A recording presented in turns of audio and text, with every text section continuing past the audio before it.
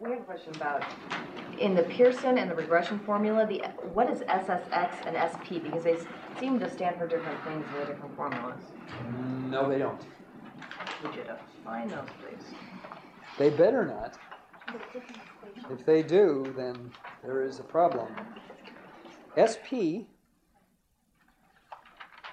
is equal to the sum of large xy minus the sum of x times the sum of y divided by n. Make this a little bit wider. SS, what was the other one? SS sub x? Yeah. What does beyond the formula, just what is the wording for what SP stands for? Sum of the squares of the products. It's sum of the products or sum of the squares of the products, yeah.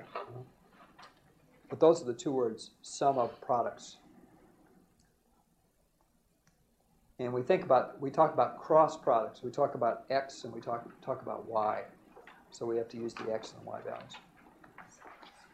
For SS sub x, that was the other one, that's the sum of the squares of the x scores minus the square of the sum divided by n. Now, I gave you some other formulas, some other ways, like SS sub x is also equal to the sum of the differences between each of the x scores and the mean squared. Okay. It's just a parallel way of being able to compute it. It's the same thing. Okay. And this is one that's handy if it turns out that you have a small number of scores and the mean is a whole number as opposed to a decimal.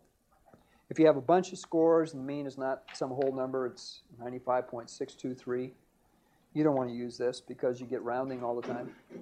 So you use this one, then you don't have to worry about it.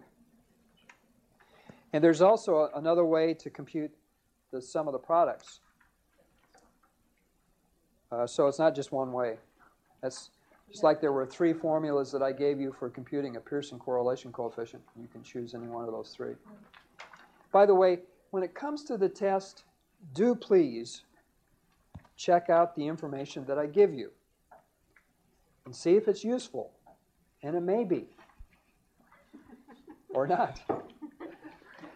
But try to find out, okay, now he gave me this information. Is that going to help me in terms of being able to find the regression equation? Or is that going to help me in terms of being able to find the Pearson correlation coefficient? Also, those rules that I gave you, the additive rule and the multiplicative rule for finding correlation coefficients, see if maybe you might be able to use that. See if that'll help reduce the amount of time that it's going to take. So just work smart. Try to work smart when it comes to the test.